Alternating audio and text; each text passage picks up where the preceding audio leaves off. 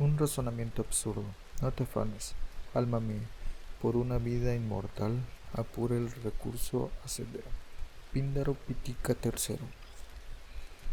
Las páginas que siguen tratan de una sensibilidad absurda que podemos encontrar dispersa en el siglo, y no de una filosofía absurda que nuestro tiempo, propiamente hablando, no ha conocido. Resulta, pues, de elemental honradez señalar, de entrada, su deuda con ciertos ingenios contemporáneos. Tan lejos de mí está ocultarlo que aparecerán citados y comentados a todo lo largo de la obra. Pero conviene notar, al mismo tiempo, que este ensayo considera lo absurdo, tomado hasta ahora como conclusión, como un punto de partida. En este sentido, cabe decir que mi comentario tiene algo de provisional. No se puede prejuzgar la posición que adopta. Aquí se contará solo la descripción en estado puro de un mal del ánimo. Ninguna metafísica, ninguna creencia que se ha mezclado de momento con él. Esos son los límites y la única idea preconcebida de este libro.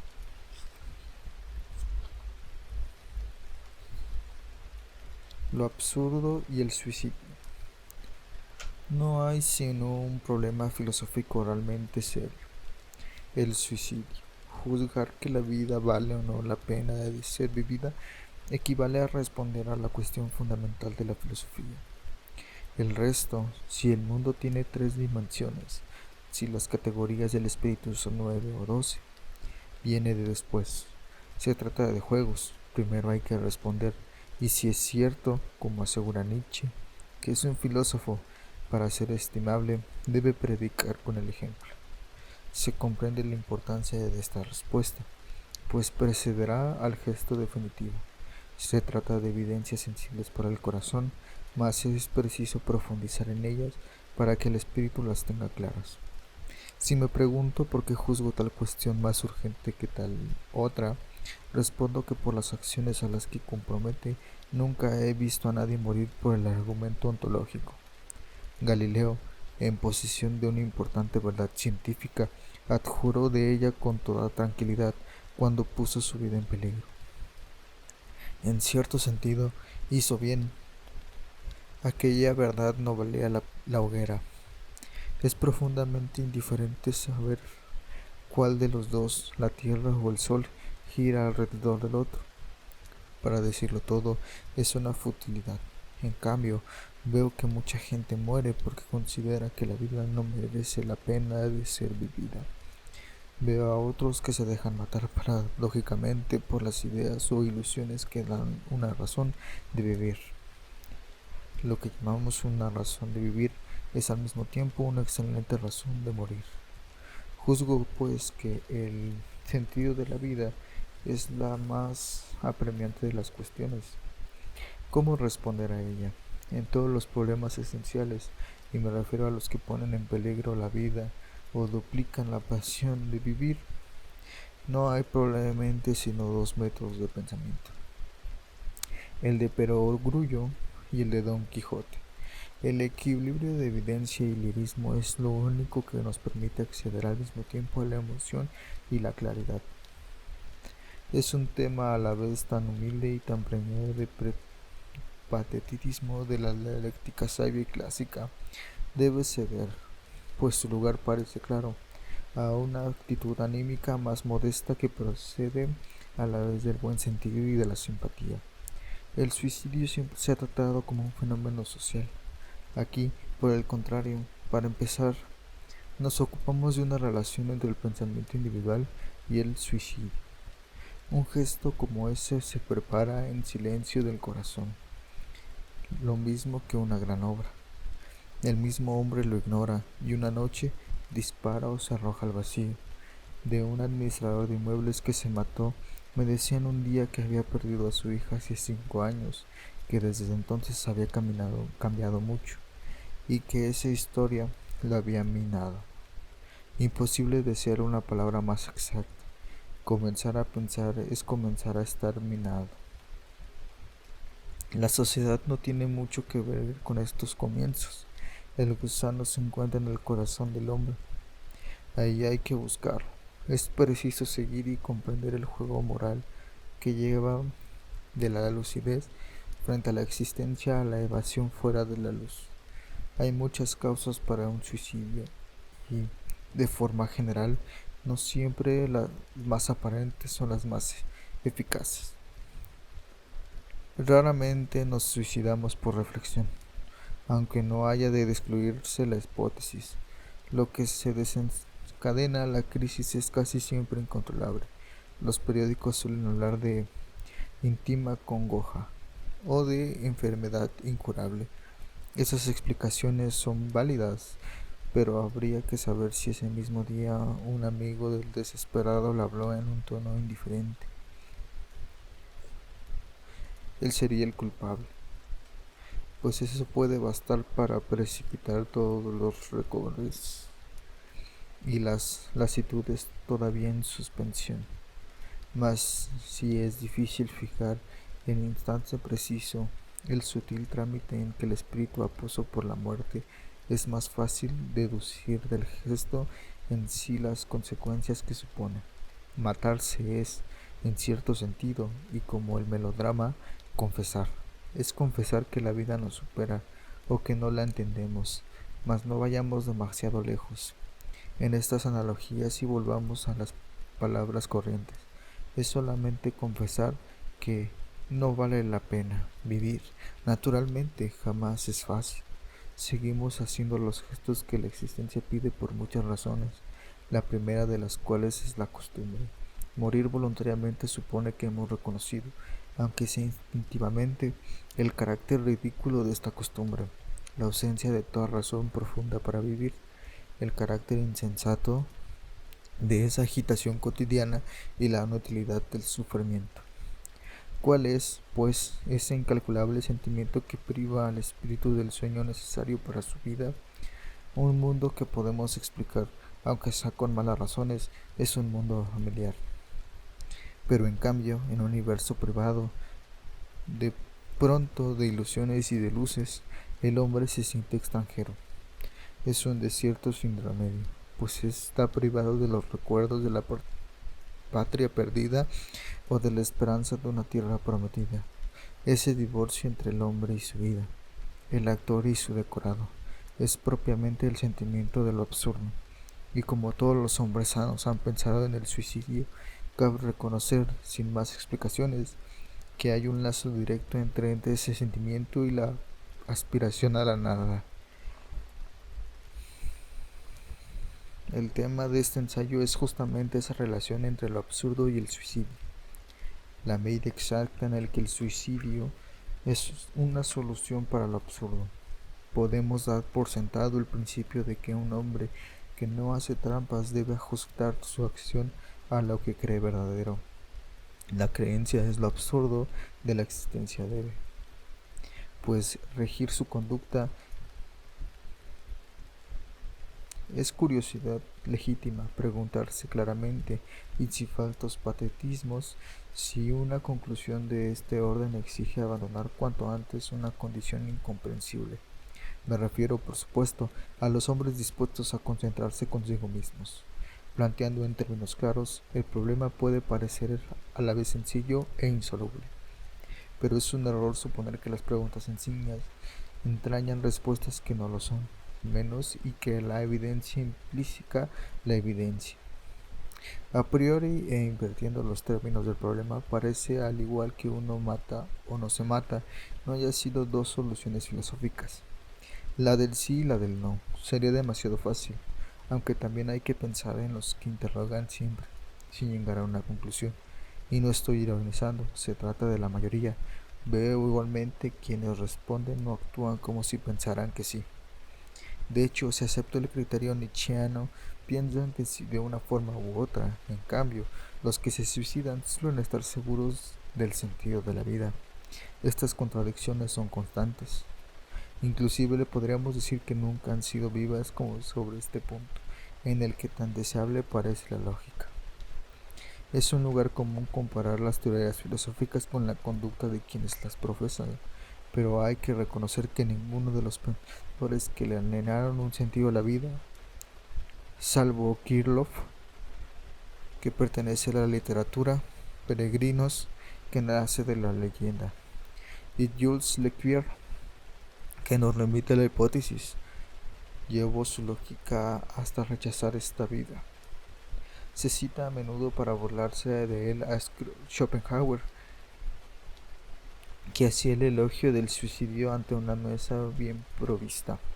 No veo en ello motivo de risa. Esa forma de no tomarse en serio lo trágico no es tan grave, pero termina juzgando a quien la adopte.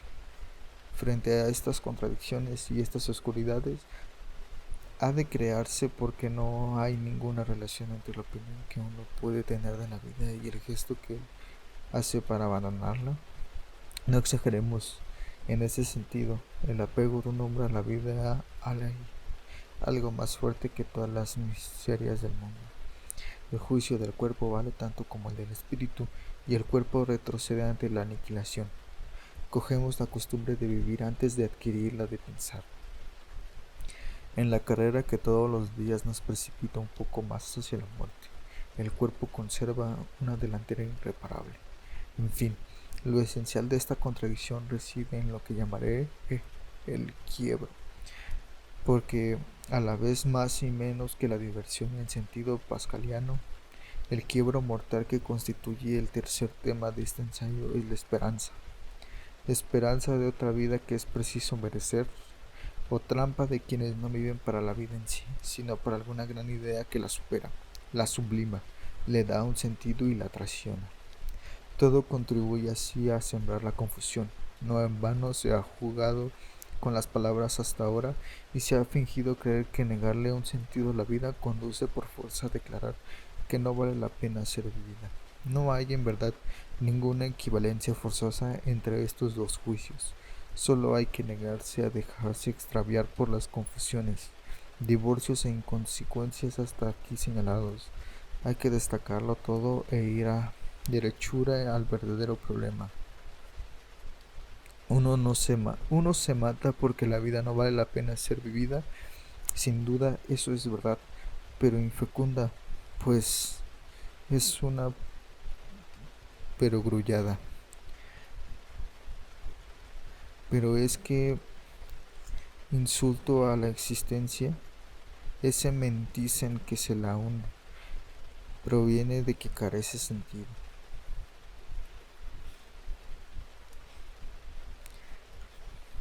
Es decir, que su absurdidad exige escapar de ella por la esperanza o el suicidio. Eso es lo que hay que poner en claro, que perseguir e ilustrar, descartando en todo el resto, lo absurdo impone la muerte. Es preciso dar a ese problema prioridad sobre los otros, el margen de todos los métodos de pensamiento y de los juegos del espíritu desinteresado, los matices, las contradicciones, la psicología que un espíritu objetivo sabe introducir siempre en todos los problemas, no caben en la búsqueda y esta pasión. Hace falta solamente un pensamiento injusto, es decir, lógico. No es fácil, siempre es fácil ser lógico, es casi imposible ser lógico a fondo. Los hombres que mueren por sus propias manos siguen hacia hasta su final la pendiente de su sentimiento. La reflexión sobre el suicidio me da, pues, la oportunidad de plantear el único problema que me interesa. ¿Hay una lógica incluso en la muerte? No puedo saberlo sin es persiguiendo sin pasión desordenada, a la única luz de la evidencia, del razonamiento cuyo origen indico aquí.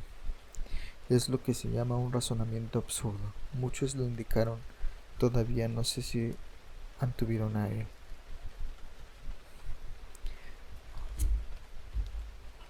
Cuando Karl Jaspers, revelando la imposibilidad de constituir el mundo en unidad, exclama: esa limitación me conduce a mí mismo, allá donde ya no me retiro detrás de un punto de vista objetivo que no hago sino representar, allá donde ni yo mismo ni la existencia ajena puede convertirse en objeto para mí. Evoca, después de otros muchos, esos lugares desiertos y sin duda agua donde el pensamiento llega a sus confines. después de otros muchos, sí, sin duda, pero cuán impacientes por salir de ahí. A ese último recuerdo donde el pensamiento vacila han llegado muchos hombres, y de las más humildes. Estos abdican, abdicaban entonces de lo más querido que tenían, que era su vida. Otros príncipes del espíritu abdicaron también, pero procedieron entonces, en su rebelión más pura, al suicidio de su pensamiento. El verdadero esfuerzo está, por el contrario, en abstenerse a él, en la medida de lo posible, y en examinar de cierta la vegetación barroca de esas remotas comarcas. La tenacidad y la clarividencia son espectadores privilegiados de la inhumana representación en lo que lo absurdo, la esperanza y la muerte intercambian sus réplicas. El espíritu puede entonces analizar las figuras de esta danza a la vez elemental y sutil, antes de ilustrarlas y revivirlas él mismo. Los muros absurdos. Al igual que las grandes obras, los sentimientos profundos siempre significan más de lo que conscientemente dicen. La constancia de un movimiento o de una repulsión en un alma se encuentra en hábitos de obrar o de pensar, y prosigue con unas consecuencias que la propia alma ignora. Los grandes sentimientos pasean consigo su universo, espléndido o miserable, iluminan con su pasión un mundo exclusivo, en el cual recobran su clima. Hay un universo de los celos, de la ambición, del egoísmo o de la generosidad. Un universo, es decir, una metafísica y una actitud anímica. Lo que es cierto de sentimientos ya especializados lo sería aún más para emociones de base tan intermediada, a la vez tan confusas y tan ciertas, tan lejanas y tan presentes, como las que nos causa lo bello o suscita en otros lo absurdo. La sensación de absurdo a la vuelta de cualquier esquina puede sentirla cualquier hombre. Como tal, en su desolada desnudez, en su luz sin brillo, es inasible. Pero esa misma dificultad merece una reflexión. Probablemente sea cierto que jamás somos capaces de conocer a un hombre y que siempre hay en él algo irreductible que se nos escapa. Pero en la práctica conozco a hombres y los reconozco por su conducta, por el conjunto de sus actos, por las consecuencias que su paso suscita en la vida. Del mismo modo puedo definir en la práctica, apreciar en la práctica todos esos sentimientos irracionales que el análisis no sabría aprender. Puedo reunir la suma de sus consecuencias en el plano de la inteligencia, captar y anotar todos sus rostros, dibujar su universo. Es cierto que en apariencia no conozco mejor personalmente a un actor por haberlo visto 100 veces. No obstante, si saco la suma de los héroes que ha encarnado y digo que lo conozco un poco mejor al centésimo personaje enumerado, da la sensación de que hay en eso una parte de verdad, porque esta paradoja aparente es también un apólogo. Hay una moraleja. Nos enseña que un hombre se define también por sus comedias como por sus impulsos sinceros. Lo mismo ocurre en un tono más bajo, con los sentimientos inaccesibles en el corazón, pero parcialmente traicionados por los actos que animan y las actitudes espirituales que se suponen. Está claro que así defino un método, pero también lo está que ese método es de análisis y no de conocimiento, pues los métodos implican metafísicas, desvelan sin saberlo conclusiones que a veces pretenden no conocer aún. Las últimas páginas de un libro están ya en las primeras. Por ejemplo, este nudo es inevitable. El método aquí definido confiesa la sensación de que todo verdadero conocimiento es imposible. Solo es posible enumerar las apariencias y hacer perceptible el clima. Quizás podemos alcanzar entonces este inasible sentimiento de la absurdidad en los mundos diferentes, pero fraternos de la inteligencia, del arte de vivir o del arte a secas. El clima de la absurdidad está al comienzo. El final es un universo absurdo y esa actitud anímica que ilumina el mundo con una luz que le es propia. para que resplandezca el rostro privilegiado e implacable que sabe reconocer en él. Todas las grandes acciones y todos los grandes pensamientos tienen un comienzo irrisorio. Las grandes obras nacen a menudo a la vuelta de una esquina o en la puerta de un restaurante. Y lo mismo la absurdidad. El mundo absurdo extrae su nobleza más que ningún otro. De este nacimiento miserable, en ciertas situaciones, un hombre puede fingir contestar nada a una pregunta sobre el índole de sus pensamientos. Los seres amados lo saben bien. Pero si esa respuesta es sincera, sí representa ese singular estado de ánimo en el que el vacío se suele elocuente, en el que la cadena de gestos cotidianos se rompe, en el que el corazón busca en vano el esbalón que la reanude. Entonces es como el primer signo de la absurdidad. Suele suceder que los decorados se derrumben. Despertar, tranvía, 4 horas de oficina o de fábrica, comida, tranvía, 4 horas de trabajo, cena, sueño y lunes, martes, miércoles, jueves, viernes y sábado al mismo ritmo. Es una rutina fácil de seguir la mayoría del tiempo, pero un día surge el ¿por qué? Y todo comienza con esa lasitud teñida de asombro. Comienza, eso es importante. La lasitud está al final de los actos de la vida maquinal, pero inaugura al mismo tiempo el movimiento de la conciencia, lo despierta y provoca la continuación. La continuación es la vuelta inconsciente de la cadena o el despertar definitivo. Al final el despertar con el tiempo, la consecuencia, suicidio o restablecimiento. La lasitud tiene en sí algo de desalentador. Aquí debo llegar a la conclusión de que es buena, porque todo comienza por la conciencia y no vale sino por ella. Estas observaciones no tienen nada de original, pero son evidentes. De momento basta con eso. Al efectuar un reconocimiento somero de los orígenes del absurdo, el simple cuidado es el origen del todo. Asimismo, durante todos los días de una vida sin brillo, el tiempo nos lleva, pero llega siempre un momento en el que hay que llevarlo a él. Vivimos hacia el futuro, mañana, más adelante. Cuando te labres una posición, con los años lo entenderás. Estas inconsecuencias son admirables, pues al fin y al cabo se trata de morir. No obstante, llega un día y el hombre comprueba o dice que tiene 30 años. Afirma así su juventud, pero al mismo tiempo se sitúa con relación al tiempo, ocupa su lugar en él. Reconoce estar en cierto momento de una curva que confiesa que debe recorrer. Pertenece al tiempo y, en el horror que lo atrapa, reconoce su peor enemigo. Mañana ansiaba el mañana, cuando todo él hubiera debido rechazarlo. Esta rebelión de la carne es lo absurdo.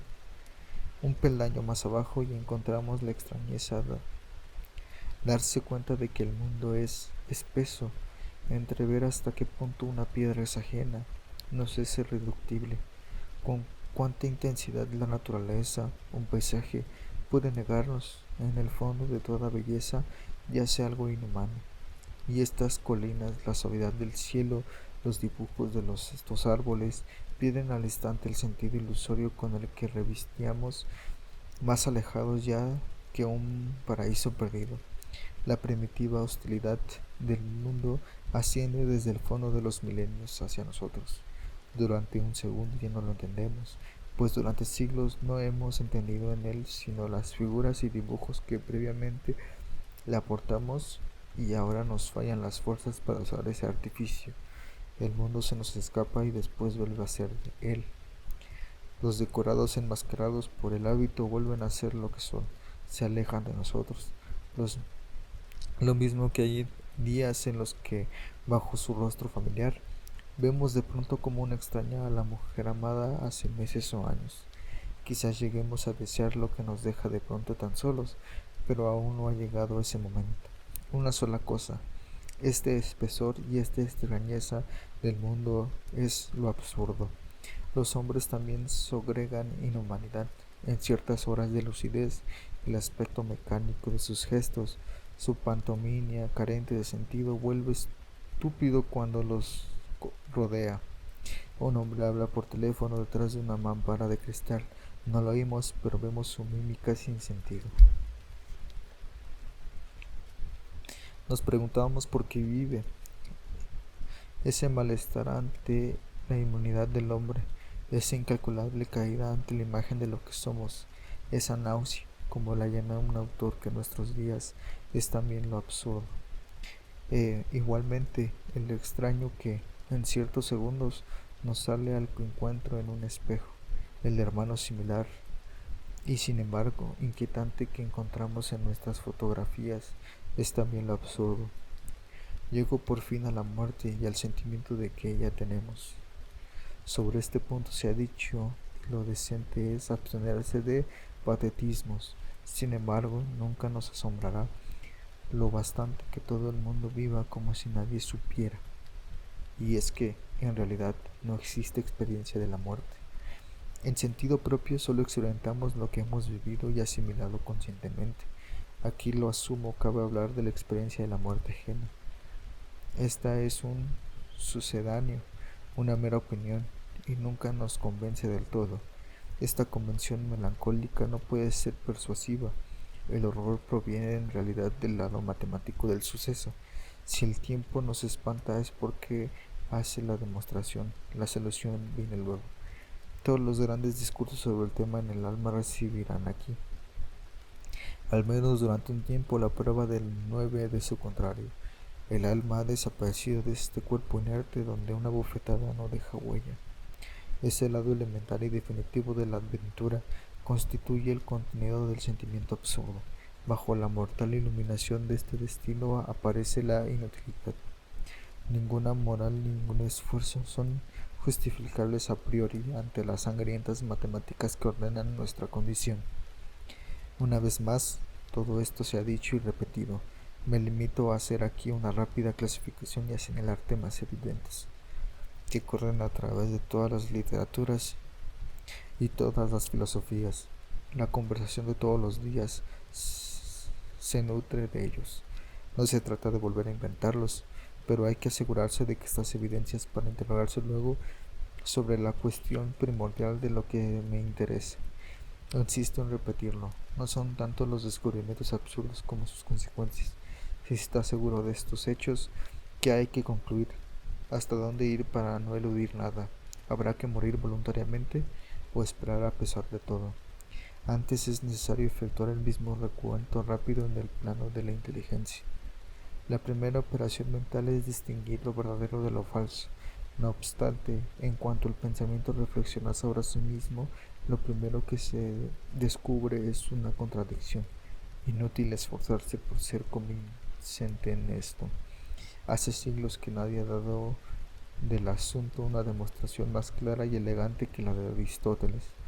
A todas estas doctrinas les ocurre lo que repetíamos una y otra vez, que no se destruyen a sí mismas, y es que quien afirma que todas las cosas son verdaderas convierte en verdadero también el enunciado contrario al suyo propio, y por tanto convierte el suyo propio en no verdadero, ya que el enunciado contrario dice que éste no es verdadero.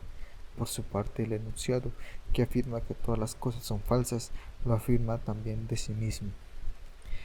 Pero si se proponen como excepciones el uno, el enunciado contrario diciendo que es el único que no es verdadero, y el otro, el enunciado propio diciendo que no es falso, en no menor grado les sucederá que, de hecho, están pidiendo que se admitan infinitos enunciados verdaderos y falsos, y es que la afirmación de que este enunciado es verdadero, es a su vez verdadera, y esto da lugar a un proceso infinito. Este círculo vicioso no es sino el primero de una serie donde el espíritu se inclina sobre sí mismo, se pierde en un vertiginoso remolino. La propia sencillez de estas paradojas hace que sean irreductibles, sean cuales sean los juegos de palabras y las acrobacias de la lógica. Comprender es ante todo unificar. El deseo profundo del espíritu, incluso en sus operaciones más evolucionadas, coincide con él. Coincide con el sentimiento inconsciente del hombre frente a su universo. Es exigencia de familiaridad, apetito de claridad. Para un hombre entender el mundo es reducirlo a lo humano, marcarlo con su sello. El universo del gato no es el universo del oso hormiguero.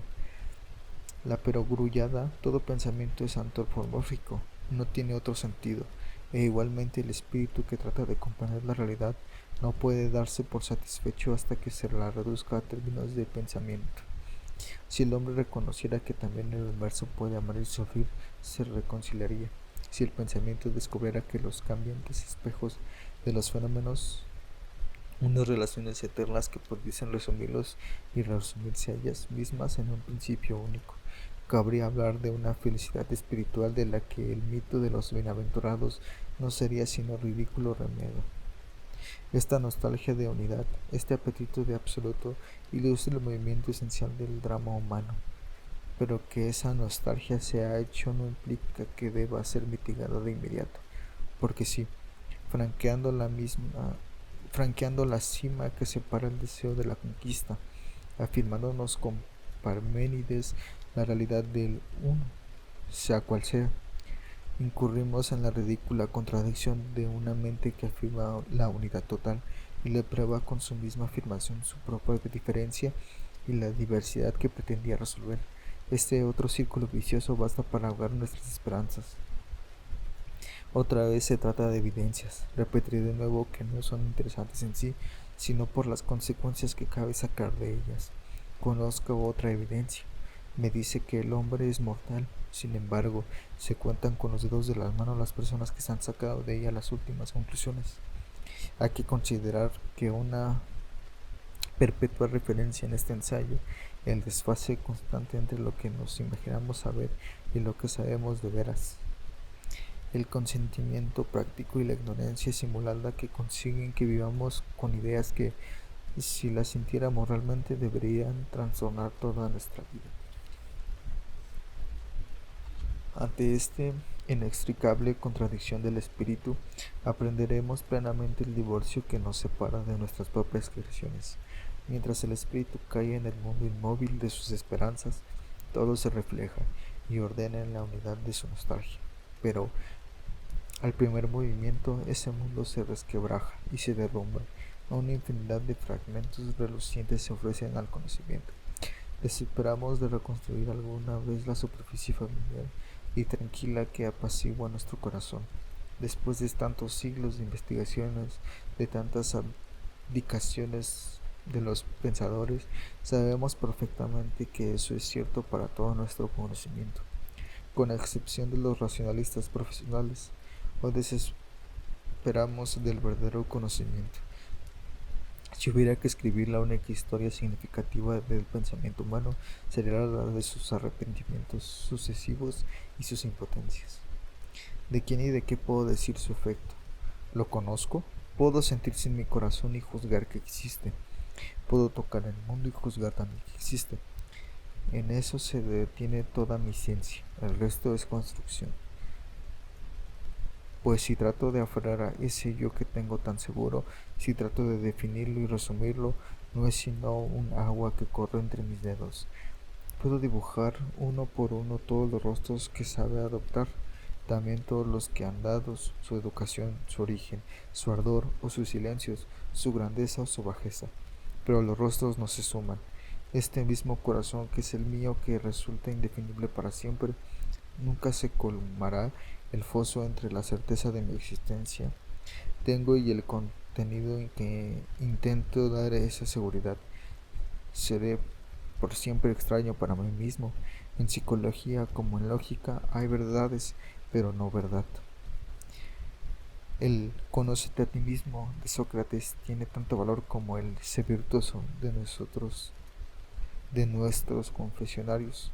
Ambos revelan una nostalgia al mismo tiempo que una importancia. Sus fuegos estériles en torno a grandes temas no son legítimos sino en la medida exacta en que son aproximativos. He aquí también unos árboles cuya rugosidad conozco, un agua que saboreo. Estos perfumes de hierba y de estrellas la noche, ciertas tardes en las que el corazón se dilata. ¿Cómo iba a negar ya que a menudo cuya potencia y cuyas fuerzas experimento? Y sin embargo toda la ciencia de esta tierra no me dará nada que me garantice que este mundo es mío. Me lo describís y me enseñás a clasificarlo. Enumeráis sus leyes y en mi sed de saber admito que son ciertas. Desmontáis su mecanismo y mi esperanza aumenta. En último término, me enseñáis que este universo prestigioso y abigarrado se reduce al átomo y del átomo mismo se reduce al electrón. Todo esto está bien, espero que continuéis, pero pero me habláis de un invisible sistema planetario donde los electrones gravitan en torno a un núcleo. Me explicáis ese mundo con una imagen. Reconozco entonces que habéis ido a parar a la poesía. Nunca conoceré, me das tiempo a indignarme. Y habéis cambiado de teoría. Así, esta ciencia que debía enseñármelo todo termina en la hipótesis. Esta lucidez se suma en la metáfora. Esta incertidumbre se resuelve en obra de arte. ¿Qué necesidad tenía yo de tantos esfuerzos? Las suaves líneas de estas colinas y la mano de la tarde sobre el corazón agitado me enseñan mucho más. He vuelto al principio. Comprendo que aun cuando pueda a través de la ciencia captar los fenómenos y enumerarlos, no por ello puedo aprender del mundo. Aunque hubiera seguido con el dedo todo su relieve, no sabría más que ahora. Y vosotros me dais a escoger entre una descripción que es cierta, aunque no me enseña nada, y una hipótesis que pretenden enseñarme, pero no son ciertas. Extraño a mí mismo y a este mundo, armado todo bagaje con un pensamiento que niega a sí mismo en cuanto afirma. ¿Cuál es esta condición en la que solo puedo alcanzar la paz negándome a saber y a vivir? En la que el apetito de conquista tropieza con unos muros que desafían sus asaltos. Querer es suscitar paradojas. Todo está ordenado para que nazca en paz, emponzoñada queda la indiferencia, el sueño del corazón o los renunciamientos mortales. La inteligencia, pues, también me dice a su manera que este mundo es absurdo. Es inútil que su contrario, la razón ciega, asegure que todo está claro. Yo esperaba pruebas y deseaba que tuviese razón, mas a pesar que tantos siglos pretenciosos y por encima de tantos hombres elocuentes y persuasivos, sé que esto es falso. En este plano, al menos, no hay felicidad si no puedo saber. Un hombre honrado se muere de risa con esa razón universal, práctica o moral, ese determinismo, esas categorías que lo explican todo. No tienen nada que ver con el espíritu, niegan su verdad profunda, que es estar encadenado. En este universo indescifrable y limitado cobra en adelante su sentido el destino del hombre. Una multitud de elementos irracionales se ha alcanzado y lo rodea hasta su fin último. Con su clarividencia recobrada y ahora concertada se aclara y precisa el sentimiento de lo absurdo. Yo decía que en el mundo es absurdo e iba demasiado prisa. Este mundo en sí no es racional, en cuanto se puede decir, pero lo que es absurdo es la confrontación de esa irracionalidad con el deseo profundo de claridad cuya llamada resuena en lo más hondo del hombre. Lo absurdo depende tanto del hombre como del mundo. Es de momentos un único lazo. Lo sella al uno con el otro como solo el odio puede remachar a los seres. Esto es cuando puedo discernir claramente en este universo sin mí donde prosigue mi aventura. Detenémonos aquí. Si tengo por cierta la absurdidad que rige mis relaciones con la vida, si me empapo de la sensación que me embarga ante los espectáculos del mundo, de la clarividencia que me impone la búsqueda de una ciencia, debo sacrificarlo todo a esas certezas y debo mirarlas a la cara para poder mantenerlas. Sobre todo debo ajustar a ellas mi conducta y seguirlas en todas sus consecuencias. Hablo aquí de honradez, mas antes quiero saber si el pensamiento puede vivir en ellos desiertos, ya que el pensamiento ha entrado al menos en estos desiertos. Hallo en ellos su pan. Comprendo que hasta entonces se había alimentado de fantasmas.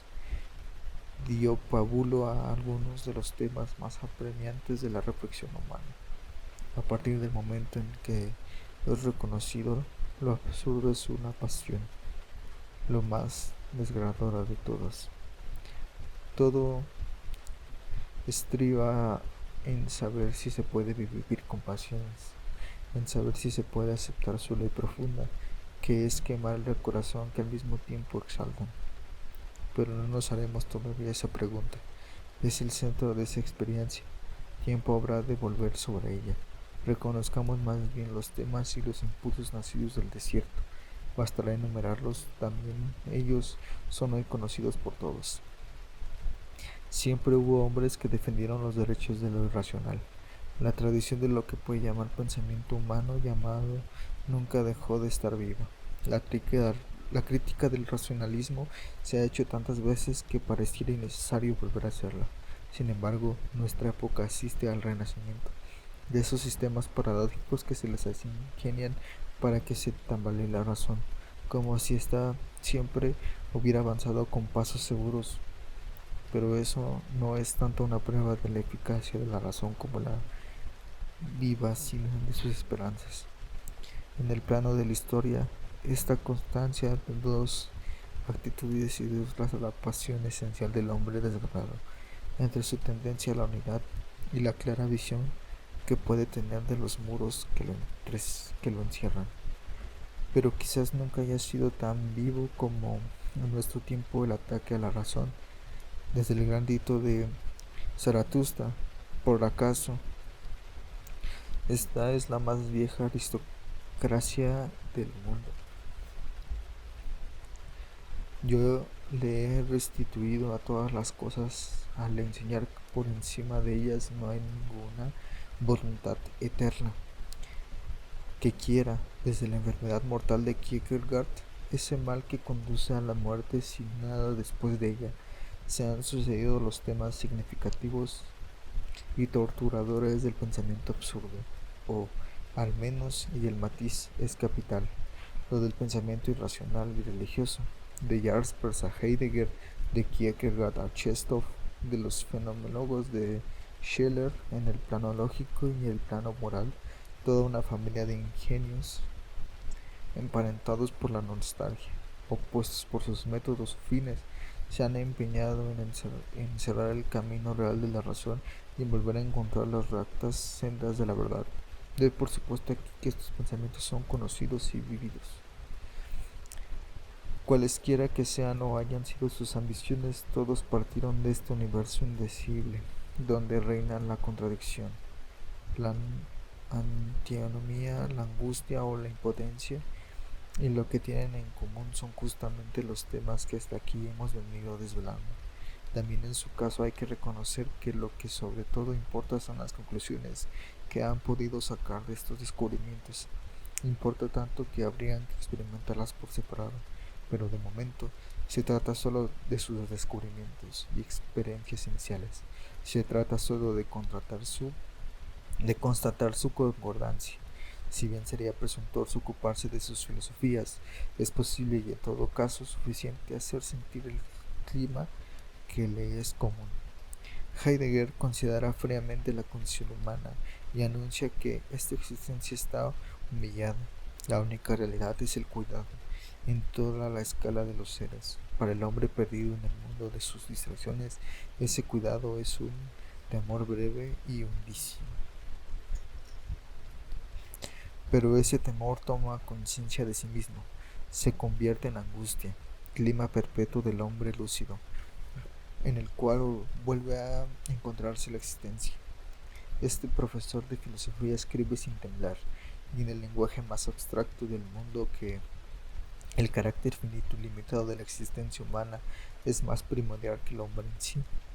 Se interesa por Kant, mas para reconocer el carácter limitado de su razón pura, para concluir, al término de su análisis, que en el mundo ya no puede ofrecer nada al hombre angustiado. La verdad de este cuidado le parece superar hasta tal punto las categorías del razonamiento, que no piensa sino en él, y no habla más que él, enumera sus rostros de hastío, cuando el hombre trivial trata de nivelarlo en sí mismo y de aturdirlo, de terror cuando el espíritu contempla la muerte. Tampoco él separa la conciencia de lo absurdo. La conciencia de la muerte es el llamamiento del cuidado y de la existencia se autodirige, entonces una llamada por medio de la conciencia. Esta es la voz misma de la angustia y exhorta a la existencia a recobrarse ella misma de su pérdida en el sé anónimo. También lo opina que no hay que dormir y que es preciso velar hasta la consumación. Se mantiene en este mundo absurdo y acusa su carácter perecedero. Busca su camino entre estos escombros. Jasper despierta de toda antología, pues pretende que hemos perdido la ingenuidad. Sabe que no podemos llegar a nada que trasciende el juego mortal de las apariencias. Sabe que el final del espíritu es el fracaso. Se entretiene con las aventuras espirituales que nos entrega la historia y descubre despiadadamente el fallo de cada sistema, la ilusión de que lo ha salvado todo, la predicación de que no ha ocultado nada. En este mundo devastado donde queda demostrada la imposibilidad de conocer, donde nada parece la única realidad y la desesperación sin remedio la única actitud, trata de encontrar el hilo de Adriana que lleva a los divinos secretos. Chesterton, por su parte, a lo largo de una obra de admirable monotonía, orientada sin cesar hacia las mismas verdades, demuestra sin teura que el sistema más cerrado, el racionalismo más universal, termina siempre chocando con lo relacional del pensamiento humano. No se le escapa ninguna de las evidencias irónicas, de las contradicciones ridículas que deprecian la razón. Solo una cosa le interesa, y es la excepción, sea en la historia del corazón o del espíritu, a través de las experiencias dostoievskianas del condenado a muerte, de las aventuras exasperadas del espíritu nietzscheano, de las interpretaciones de Hamlet o de la amargada aristocracia de un Ibsen. Descubre, ilumina y magnifica la rebelión humana contra lo irremediable. Le niega a la razón sus razones y solo empieza a encaminar sus pasos con cierta decisión en medio de este desierto sin colores donde todas las certidumbres se han convertido en piedras. Kierkegaard quizás es el más interesante de todos. ¿Acaso de una parte de su existencia al menos? Hace algo más que descubrir lo absurdo, lo vive. El hombre que escribe, el más seguro de los gnosticismos, no es callarse, sino hablar. Se asegura de entrada que ninguna verdad es absoluta ni puede lograr que una existencia imposible en sí sea satisfactoria. Don Juan del conocimiento multiplica los seudónimos y las contradicciones, escribe los discursos edificantes, al mismo tiempo que este manual del espiritismo cínico que es el diario de un seductor. Rechaza los consuelos, la moral, los principios tranquilizadores, no se cuida de calmar el dolor de la espina que siente en el corazón, lo despierta. Por el contrario, y con la alegría desesperada de un crucificado contento de estarlo, construye pieza a pieza lucidez, rechazo y comedia, una categoría de lo demoníaco, ese rostro a la vez tierno y sarcástico, esas piruetas seguidas por un grito salido del fondo del alma. Es el mismo espíritu absurdo enfrentando a una realidad que lo supera, y la aventura espiritual que conduce a Kierkegaard a sus amados escándalos comienza también en el caos de una experiencia privada de sus decorados y de vuelta a su incoherencia primera. Es muy distinto, en muy distinto plano en el del método y con sus mismas exageraciones. Husserl y los fenomenólogos restituyen el mundo en su diversidad, digan que el poder trascendente de la razón, el universo espiritual se enriquece con ellos de forma incalculable. El pétalo de rosa, el mojón kilométrico o la mano humana también tienen tanta importancia como el amor, el deseo o las leyes de gravitación. Pensar ya no es unificar, familiarizarnos con la apariencia bajo el rostro de un gran principio. Pensar es aprender de nuevo a ver, a estar atento, es orientar la conciencia, es hacer de cada idea y cada imagen a la manera de Proust un lugar privilegiado.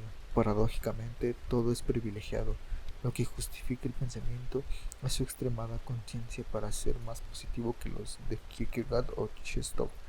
El sistema husserliano en su origen niega sin embargo el método clásico de la razón, decepciona la esperanza, abre a la intuición y al corazón toda una proliferación de fenómenos cuya riqueza tiene algo inhumano. Esos caminos llevan todas las ciencias o a ninguna, es decir, que aquí el medio tiene más importancia que el fin. Se trata solamente de una actitud para conocer y no de un consuelo, una vez más por al menos al principio. ¿Cómo no percibir el profundo parentesco de estos espíritus? ¿Cómo no ver que se agrupan en torno a un lugar privilegiado y amargado donde ya no tiene cabida la esperanza? Quiero que me lo expliquen todo o nada. Y la razón es impotente ante este grito del corazón. La mente desesperada por esta existencia, la mente desesperada por esta exigencia busca y no encuentra sino contradicciones y desatinos. Lo que ya no comprendo carece de razón. El mundo está poblado de estas irracionalidades por sí solo, cuyo significado único no comprendo.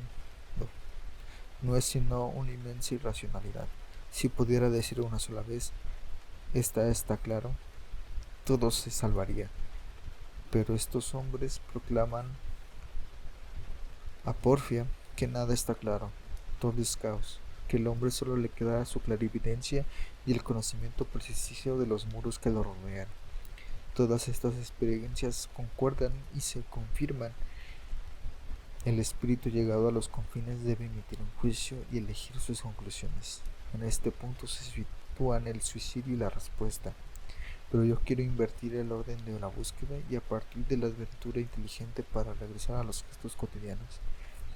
Las experiencias aquí mencionadas nacieron en el desierto que no hay que abandonar, por lo menos es preciso saber hasta dónde han llegado.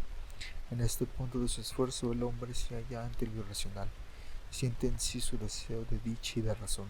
Lo absurdo nace de esta confrontación entre el llamamiento humano y el silencio irracional del mundo.